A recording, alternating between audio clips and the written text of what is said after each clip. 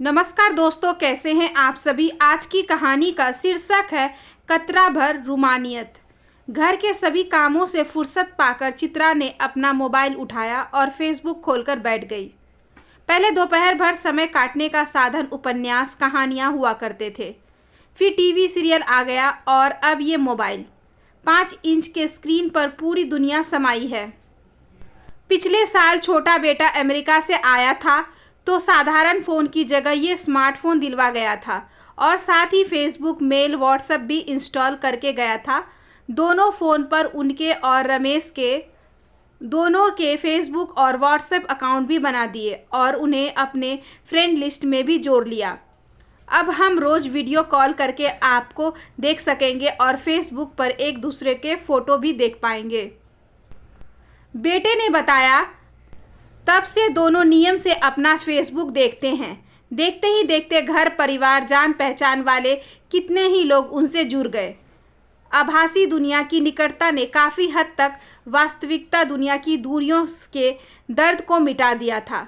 दोनों बेटों, बहुओं, पोते पोतियों को रोज़ सामने हंसते खेलते घर में घूमते हुए देखकर अब तो ये एहसास ही नहीं होता था कि वे साथ नहीं हैं। सुबह शाम खाने में क्या बना है, किसने क्या पहना है, मीनू ने क्या ड्राइंग बनाई है या मनु ने आज क्या शरारत की, सब हाल पता होते हैं। वीडियो कॉन्फ्रेंसिंग में लंदन, न्यूयॉर्क और भोपाल सब 5 इंच स्क्रीन में एक हो जाते तो लगता जैसे एक ही ड्राइंग रूम में सब बैठे हैं। वरना तो जब तक ये फ़ोन नहीं था आंखें तरस जाती थी बच्चों और पोते पोतियों को देखने को, और दिन काटे नहीं करता था। अरे देखो तो अनुज ने अपने सिएटल प्रवास के फ़ोटो भी डाल दिए हैं। चित्रा ने रमेश को बताया तो वे भी अपना अकाउंट खोलकर अनुज के फ़ोटो देखने लगे। यूँ तो वे जब भी साल 2 साल में अनुज के पास अमेरिका जाते हैं, अनुज उन्हें आसपास के शहरों में घुमा ही देता है, लेकिन तब भी बहुत सारा अमेरिका, इंग्लैंड तो उन्होंने अनुज मनुज के डाले फ़ोटो या वीडियो कॉल में ही देख डाला था। थोड़ी देर बाद रमेश तो दोपहर की झपकी लेने चले गए, लेकिन चित्रा वहीं बैठी रही। किसी की फ्रेंड रिक्वेस्ट थी। देखा कोई अलेक्जेंड्रे था, पहचान ना हो तो वे फ्रेंड रिक्वेस्ट एक्सेप्ट नहीं करती। इसे भी उन्होंने अनदेखा कर दिया। 1-2 संदेश भी थे, एक इंदौर वाली बहन का था और दूसरा अलेक्जेंड्रे का। उस उत्सुकतावश उन्होंने संदेश पढ़ा कि एक अनजान व्यक्ति उन्हें क्या संदेश भेज रहा है। लिखा था, हेलो चित्रा, कैसी हो? इतने वर्षों बाद तुम्हें यहाँ देखकर अच्छा लगा। उम्मीद है मैं तुम्हें याद होऊंगा। फ्रेंड रिक्वेस्ट भेजी है, प्लीज़ स्वीकार कर लेना। बहुत सी बातें करनी है तुमसे। संदेश का जवाब जरूर देना। मैं प्रतीक्षा कर रहा हूँ। पढ़कर चित्रा सोच में पड़ गई। लिखने वाले के एक एक शब्द में अपनापन और आत्मीयता झलक रही थी। जिस तरह से उसने चित्रा का नाम लेकर लिखा था, उससे जाहिर था कि वे उसे अच्छे से पहचानता था, लेकिन वह तो इस नाम से किसी व्यक्ति को जानती नहीं। कौन है यह महानुभाव? उसने उसकी प्रोफाइल खोलकर उसके फ़ोटो देखना शुरू किए। करीब उसी की आयु का एक व्यक्ति जो कद काठी और चेहरे से सुखी संतुष्ट लग रहा था। आयु की एक ओजस्वी और गौरवमयी छाप थी चेहरे पर। उसके घर और परिवार के फ़ोटो भी थे, पत्नी, 3 बच्चे, घर, लेकिन तब भी उसका चेहरा नितांत अपरिचित ही लग रहा था। याद नहीं आ रहा था कभी अनुज मनुज के यहाँ इंग्लैंड, अमेरिका के प्रवास के दौरान ऐसे किसी भी व्यक्ति से उसकी कोई जान पहचान हुई होगी। वह आगे और फ़ोटो देखने लगी। मॉस्को स्टेट यूनिवर्सिटी, और उसके बाद ही एक 20-22 वर्षीय युवक का श्वेत श्याम चित्र, जिस पर नीचे लिखा था अलेक्से। चित्रा के दिल पर जैसे किसी ने एक अनजान सी दस्तक दी। एक अनूठी सी याद जो ठीक से अभी तक स्मृतियों में उभर ही नहीं पा रही थी, लेकिन कुछ अस्पष्ट सी छवियां मन में कौंध रही थी। मॉस्को स्टेट यूनिवर्सिटी, विंग ए, विंग डी, चारों तरफ फैली बर्फ की चादर, हाथ में सामान के थैले पकड़े एक तरुणी बर्फ की चादर पर संभलकर पैर रखते हुए अपने विंग की ओर बढ़ती हुई। चित्रा ने अलेक्जेंड्रे का संदेश दोबारा पढ़ा। हाँ, रसियन में ही तो लिखा है। अब उन्होंने भाषा पर ध्यान ही नहीं दिया था और तब अचानक ही 42-44 साल पुरानी एक स्मृति मानस पटल पर चलचित्र की भांति चलने लगी। तब वे 21 से 22 साल की थी। उन दिनों रसियन भाषा सीखने का काफ़ी चलन था। भोपाल में भी एक इंटरव्यू था जिसमें रसियन भाषा पढ़ाई जाती थी। उसे भी रसियन भाषा सीखने का मन हुआ और उसने जीत करके इंस्टीट्यूट में प्रवेश ले लिया। कुशाग्र बुद्धि चित्रा बड़ी लगन से सीखने लगी और हर टेस्ट में अव्वल आती। जब 4 साल का कोर्स पूरा हो गया तब इंस्टीट्यूट की तरफ से साल भर का डिप्लोमा कोर्स करने के लिए मॉस्को जाने का स्वर्णिम अवसर मिला। माँ चाहती थी कि चित्रा अब शादी करके घर बसा ले। उम्र भी 20 पार हो चुकी थी, लेकिन पिताजी ने चित्रा की इच्छा का मान रखते हुए जाने की अनुमति दे दी और चित्रा चली आई थी सैकड़ों मील दूर अनजान देश की यूनिवर्सिटी में पढ़ाई करने। अब तो यह सब एक सपने जैसा लगता है। भाग्य से उसे रूममेट आंध्र प्रदेश की रहने वाली एक लड़की दुर्गा ही मिली। दूर पराए देश में कोई स्वदेशी मिलना तब किसी बहुत अपने आत्मीय जन के मिलने जैसा ही सुखद लगा था दोनों को, और जल्द ही दोनों बहुत पक्की सहेलियां बन गई। चित्रा को रूम विंग ए में मिला था और विंग डी में कुछ दुकानें थी जहां ब्रेड, फल, सब्जी आदि मिल जाया करता था। हर मंजिल पर 2 कॉरिडोर के मध्य में एक किचन था जिसमें गैस चूल्हे और कुछ बर्तन आदि रखे थे। यहाँ विद्यार्थी अपनी सुविधा से अपना खाना बना लिया करते थे। खाना अर्थात सब्जी या ऑमलेट और ब्रेड के साथ खा लेना। चित्रा तो अंडा खाती नहीं थी तो अपने लिए गोभी मटर कुछ बना लेती। क्लासेस के बाद वह अपनी किताब लेकर रूम की खिड़की के पास बैठ जाती और बाहर होता स्नोफॉल देखती रहती। उसे बर्फ़ गिरते देखना बहुत अच्छा लगता था। दुर्गा ने उसे बता दिया था कि बर्फ़ पर बहुत संभल कर चलना, जरा सा ध्यान चुका और आप फिसल कर गिरे। चित्रा बहुत ध्यान रखती, संभल कर चलती। तब भी एक दिन वह विंग डी से फल सब्जी से भरे 2 बैग थामे अपने विंग की ओर लौट रही थी। समय देखने के लिए क्षण भर को उसने विंग के वाटर पर लगी घड़ी की तरफ देखा और क्षण भर में ही यह फिसलकर धड़ाम से गिर पड़ी। हाथों से बैग छूट गए और फल सब्जी सब बिखर गए। थोड़ी देर तो दर्द और शर्म से वह सुन पड़ी रही कि अचानक एक कोमल मगर मजबूत हाथ ने उसे थामकर सहारा देकर उठाया। आपको ज़्यादा चोट तो नहीं आई? आप 2 मिनट रुकिए, मैं अभी आपका सामान समेट लेता हूँ।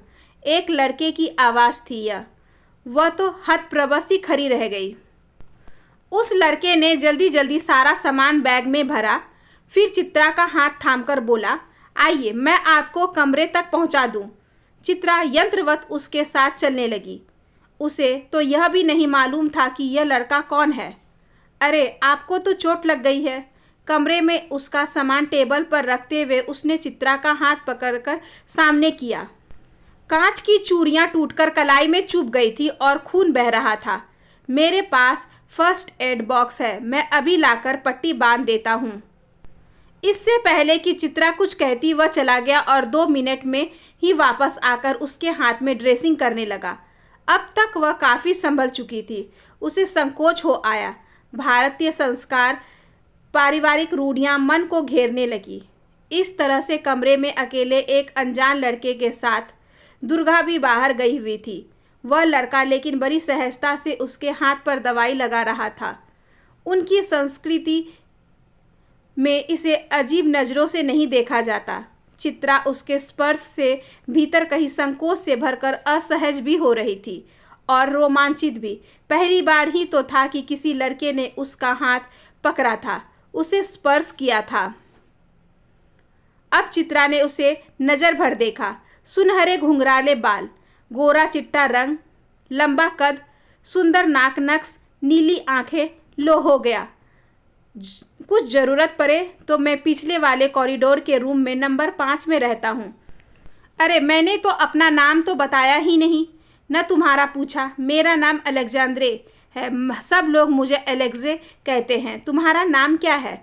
एलेक्जे ने पूछा। मेरा नाम चित्रा है, चित्रा ने बताया। तुम भारतीय हो ना?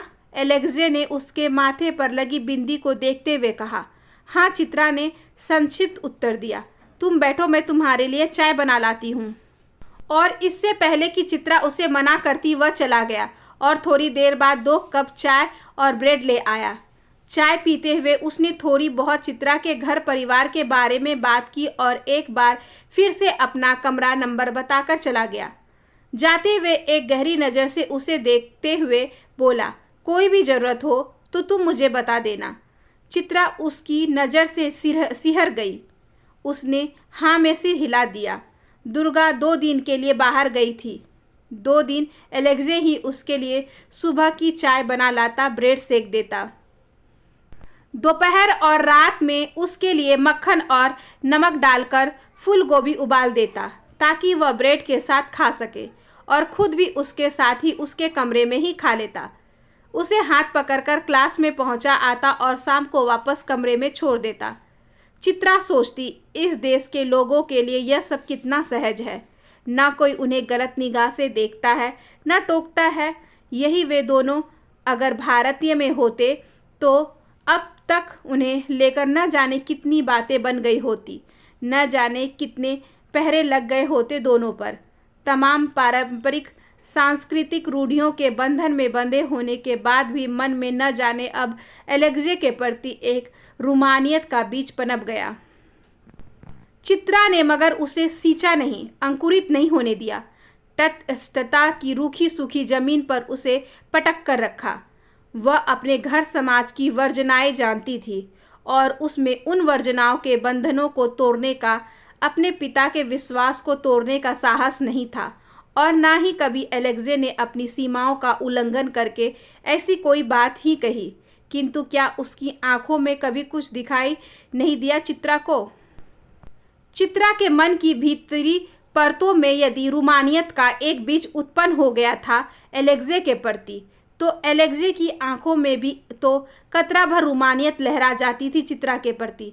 लेकिन शायद वह भी भारतीय समाज से परिचित होगा अथवा उसमें भी अपने परिवार में एक विदेशी लड़की को बसा देने का साहस न होगा। एलेक्जे की आंखों में लहराता रूमानियत का कतरा कभी शब्द बनकर होठों तक नहीं आया। उसका स्पर्श लेकिन चित्रा के जिस्म पर वर्षों तक छाया रहा।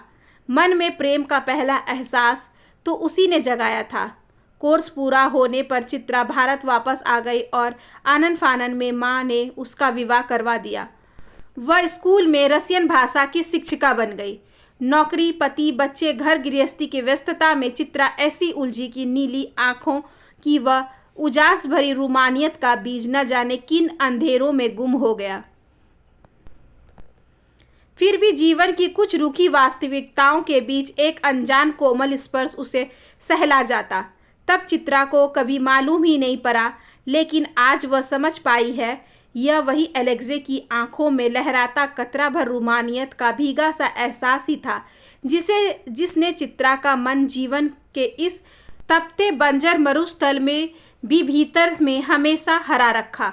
वरना आम भारतीय पतियों की तरह ही रमेश के लिए भी पति पत्नी का रिश्ता बंद अंधेरे कमरे में मात्र देह की संतुष्टि तक ही सीमित था। उसमें किसी सुकुमार कोमल भावना की जगह ही कहाँ रही कभी, जिसके लिए वह उम्र भर तरसती रही।